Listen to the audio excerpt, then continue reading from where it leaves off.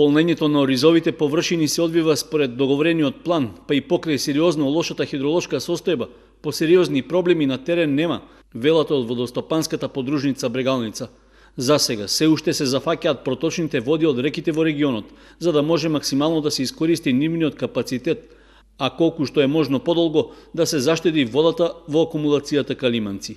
Делот по лињата повеќе од една недела се под вода, но се забележува мала активност кај земјоделците кои се уште не ги засеале со ориз. Поради тоа од подружницата апелираат тие да излезат на терен и да ја комплетираат сеидбата. Ние веќе имаме 50% на полнети површини во место викано Слатина. Вчера го фативме бентот и кај судот, така да целосна реката ја имаме зафатено и веќе имаме пуштено вода во место викано Сазлак. Вчера веќе имаше луѓе кои таму сеја, така да мислам дека по искуството што го има, мислам дека ќе се за една недела треба да се заврши самото наводнување. Мора да спомнам дека имаме проблем во место викано Раец. Таму ја пуштивме водата пред една недела и нема посејано ни 3 ниви. Самата вода тече и оде веќе под патот. Луѓето се многу инертни и од ова место ги замолвам да што побрзо излезат во нивите и да вршат сење на самите нивни површини. Според Атанасов, преостанува во атарот на Мојанци да се зафати проточната вода кај така наречениот Шакирски бент, но земјоделците таму се уште не ги завршиле подготовките на нивите за сеидба. Интензивни активности за полнење на оризовите површини има и во другите катастарски општини. Во Облишово као и од Кочанска река, захвата. Многу е мала водата, ама тоа е колку сега има, ќе се трудиме да наводниме.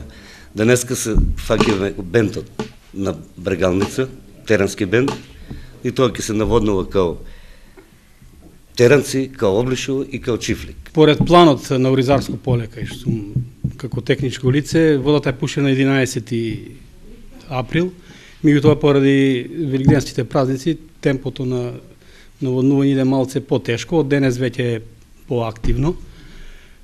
Вчера го зафативме Прибачевски јас, меѓутоа поради малите количини на вода веќе водата што ја очекувавме ја нема таму, така да и таму има проблем додека не интервенираме можеби од акумулацијата.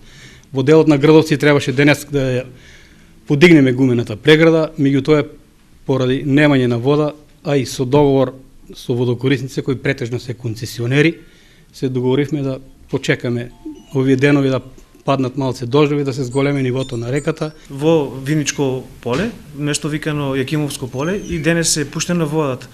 Па, како што планиравме во Зрновци општината, таму е пуштено вода пред 5 дена, односно на 15 април, и веќе се засејани околу 15 до 20% од површините више се поплавени таму. Андонов додава дека не очекувале толку лоша хидролошка состојба, поради што подготовките се одвивале со план да се наводнуваат сите површини. Сепак, останува можноста и дел од крските култури да добијат вода во текот на вегетацијата. Инаку, врнежите од дожд се уште не можат посериозно да ја подобрат состојбата во акумулацијата Калиманци, каде според дотокот има минимално покачување на нивото, и таа најверојатно ќе почне да се користи после 1 мај.